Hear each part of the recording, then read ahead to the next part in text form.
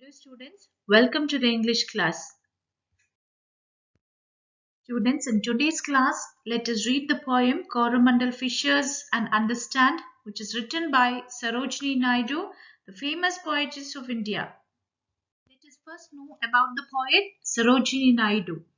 Sarojini Naidu was a great poet, a patriot, politician, orator and administrator. After independence, she became the governor of Uttar Pradesh. So one of the great poet, a patriot, she was very a patriotic person and a politician and an orator who used to give good talk speeches and an administrator. And after India got independence, she became the governor of Uttar Pradesh. She was born on February 13th, 1879 in Hyderabad. Her father, Dr. Aghoranath Chattopadhyaya, was a scientist. Her mother, Mrs. Varada Sundari, was a Bengali poet. Sarojini Naidu had her early education in Hyderabad and higher education in England. So, born on February 13th in 1879 in the place Hyderabad. Her father was a scientist named Dr. Aghoranath Chattopadhyaya, and her mother was a Bengali poet, Varada Sundari. And where did Sarojini had her early education? She had her education in Hyderabad and higher education in England. In this poem, actually Coromandel Fishers, Sarojini Naidu describes the life of the fisherman. The leader of the fishermen is giving a call to his comrades to start their work early in the morning. It's a life of the fisherman which is described in the poem Coromandel Fishers. We'll read the meanings and understand the new words what you come across in this poem. Catamaran, a boat with two parallel hulls like two boats joined together. Leaping wealth of the tide, wealth found in the sea, that is fish. It is the wealth of the sea. People sell that and have a living for themselves. Seagull is a bird. Hasten is hurry. Glade is grow. Kiss of the spray, water that comes out of the waves and sprinkles. Low sky mates with the sea. The horizon where the sea and the sky appear to meet. When you see at the shore of the sea, we see that the sea and the sky meets at the end. That's called as a horizon. That's a place where the sky mates with the sea. Verge, end here, end. Here in this poem it is the horizon. In Kannada we call it as Diganta. Follow your textbook page number 110 for the poem reading, students. Rise, brothers, rise. The wakening skies pray to the morning light. The wind leaps asleep in the arms of the dawn like a child that has cried all night. Come, let us gather our nets from the shore and set our catamarans free to capture the leaping wealth of the tide, for we are the sons of the sea. Now here, the leader of the fishermen is giving a call to his mates, to his fellow people. He's calling upon his brothers, rise, because the wakening skies pray to the morning light. The skies, the rising sun, the sun is just rising up. The wind lies asleep in the arms of the dawn. How is the wind? How is the weather now? He's explaining how the weather is. The weather is very important when they have to go for fishing.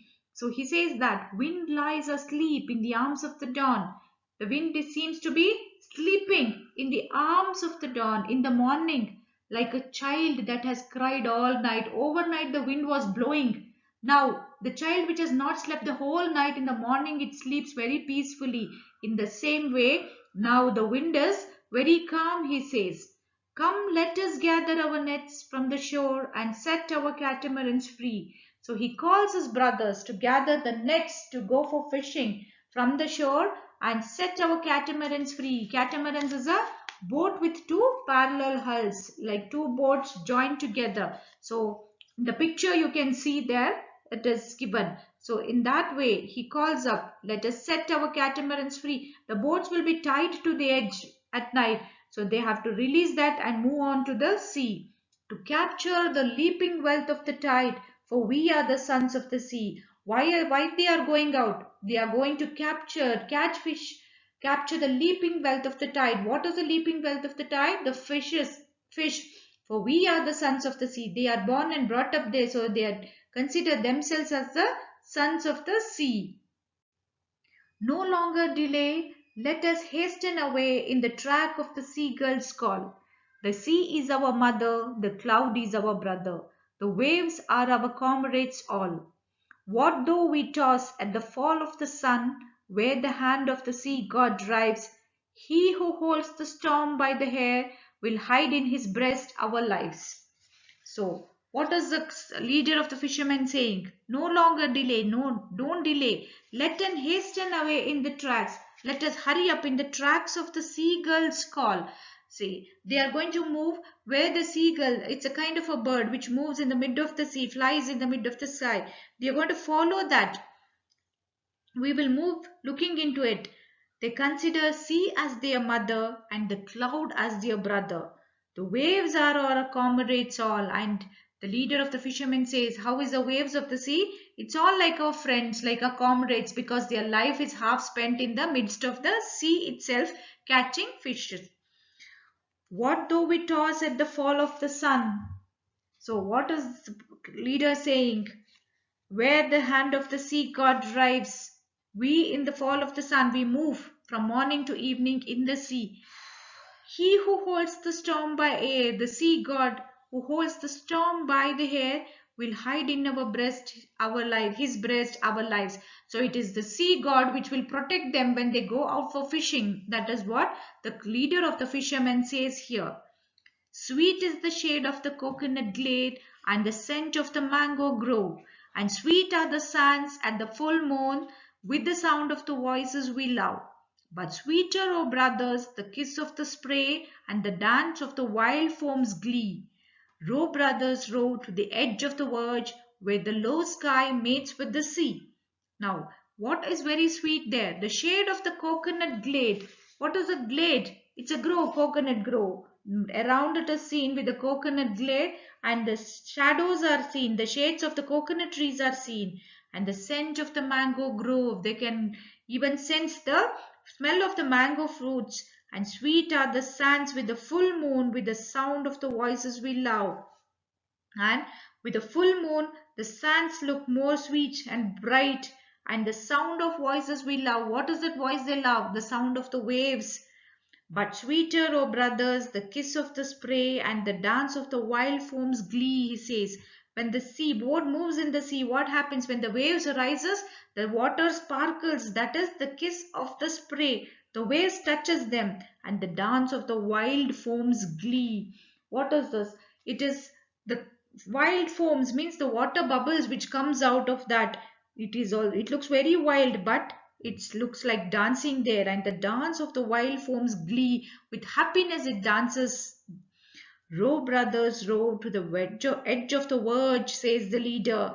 Let us row the boat to the edge of the verge till the end, where the low sky mates with the sea. Where the sea and the land and sky meets. From when you stand on the seashore and watch, at the far end it happens to seem that the sea water and the sky meets together. So the leader of the fishermen is calling his comrades or his fellow mates to row to the edge of the verge where the sky and mates with the sea, the horizon. So they are going to go till the end of the sea. It seems to the end of the sea, go on fishing, because that is their life. They have to have a living capturing the wealth of the sea.